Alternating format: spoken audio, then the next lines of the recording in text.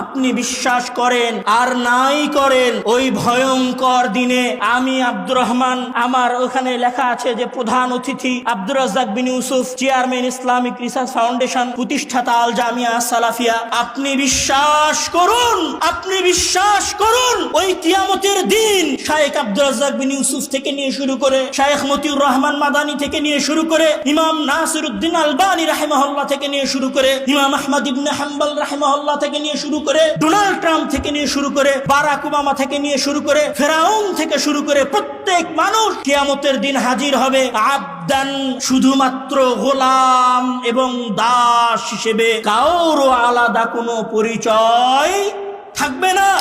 আপনার জীবনের দুইটা বাস্তবতা, এক যে আপনার জীবনের একটা মেয়াদ আছে, মৃত্যু আপনার দরবারে আসবে, আপনি কবরে যাবেন।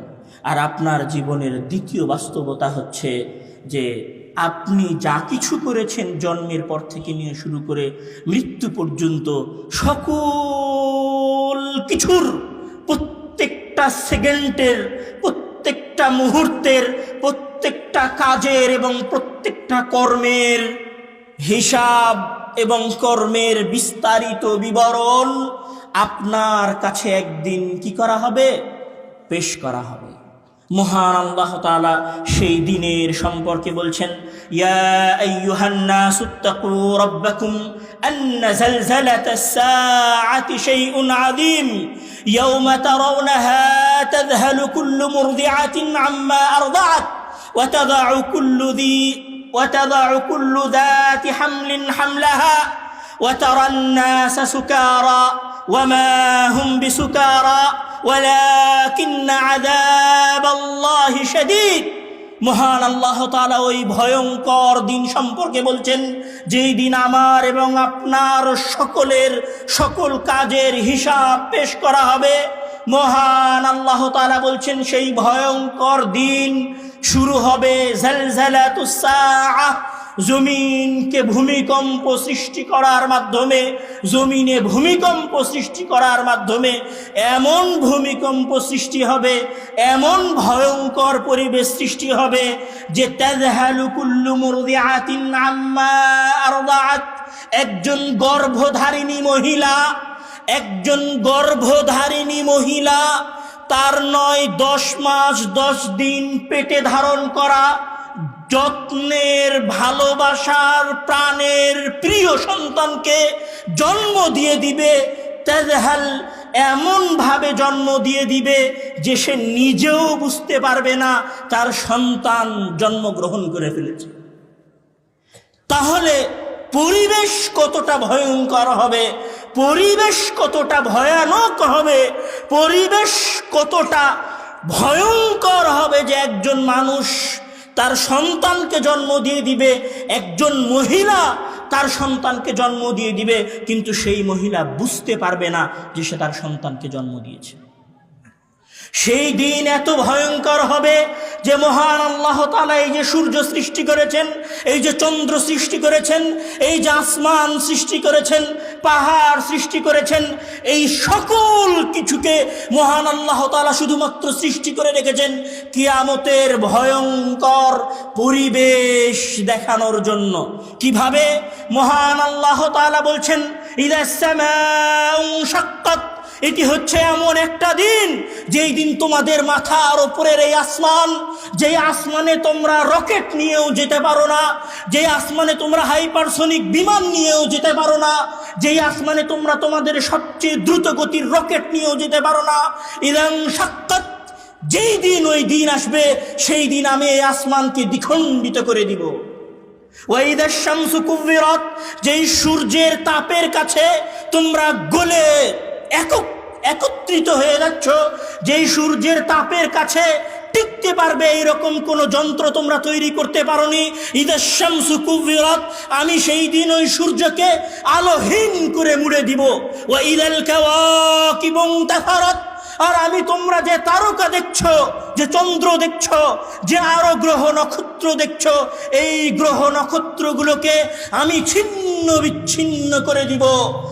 আর ওই যে তোমরা হিমালয় পর্বত দেখছো, ইয়াসআলুনাকা আনিল জিবাল, তারা তোমাদেরকে হিমালয় পর্বত সম্পর্কে জিজ্ঞাসা করে, আপনি বলে দিন ফাকুল ইয়ানসিফুহা রাব্বি নাসফা। আর ওই দিন এত ভয়ঙ্কর হবে যে আল্লাহ ওই দিনের ভয়ঙ্কর দৃশ্য বোঝানোর জন্য আসমানকে চূর্ণ বিচূর্ণ করে দিবেন, সূর্যকে আলোহীন করে দিবেন, চন্দ্র তারকা গ্রহরাজিকে ছিন্ন বিচ্ছিন্ন করে দিবেন। ইয়ানসিফুহা রাব্বি নাসফা, এবং পাহাড়গুলোকে আর একটা পাহাড়ের সাথে এত জোরে ধাক্কা দিবেন, ফায়াদারুহা কাআন সাফসাফা ওয়া তাকুনুল জিবালু কালঈহনিল মানফুশ, আর পাহাড়গুলো ধুলিত পশমের নাই উড়তে থাকবে। লা তারা ফিহা ইওয়াজান ওয়ালা আমতা, এমন ভাবে পাহাড়গুলোকে বাড়ি দিয়ে ধুলায় ধূসরিত করে সমান করে দিবে যে তোমরা কেউ এই জমিনের কোথাও উঁচু নিচু কোনো কিছু দেখতে পাবে না। আসমান চৌচির্ণ হয়ে যাবে, সূর্য আলোহীন হয়ে যাবে, তারকাগুলো ছিন্ন বিচ্ছিন্ন হয়ে যাবে, পাহাড়গুলো ধুলায় ধূসরিত হয়ে মাটিতে মিলিয়ে যাবে। যখন এই রকম পরিবেশ চলবে তখন আমরা কি করব?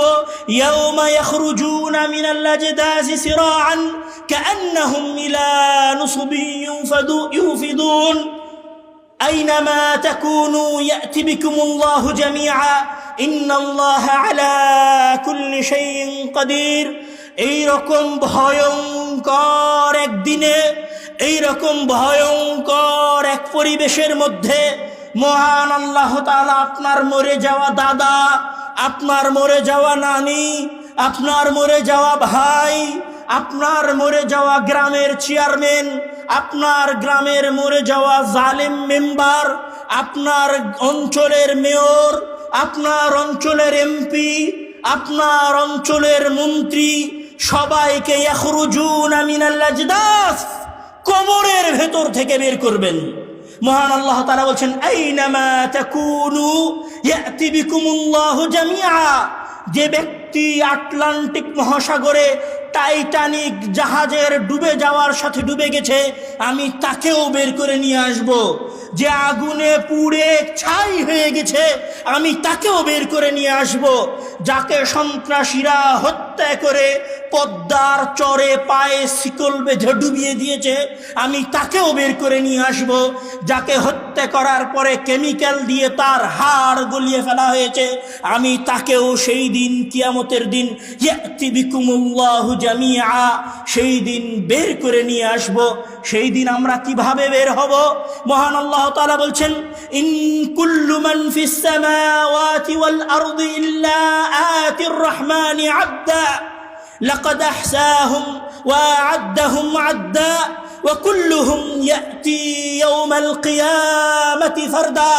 আর সেই দিন সকল মানুষেরা কিয়ামতের দিন থেকে নিয়ে পৃথিবীর সৃষ্টি থেকে নিয়ে শুরু করে কিয়ামত পর্যন্ত যত মানুষ কবরের মধ্যে গেছে, আর যত মানুষ পানিতে ডুবে মারা গেছে, আর যত মানুষ আগুনে পুড়ে গেছে, তাদের সকলকে আমি বের করে নিয়ে আসব।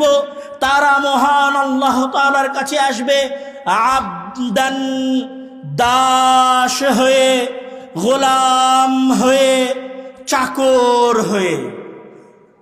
আপনি বিশ্বাস করেন আর নাই করেন, ওই ভয়ঙ্কর দিনে আমি আব্দুর রহমান, আমার ওখানে লেখা আছে যে প্রধান অতিথি Abdur Razzaq bin Yusuf, chairman Islamic research foundation, প্রতিষ্ঠাতা আল জামিয়া সালাফিয়া।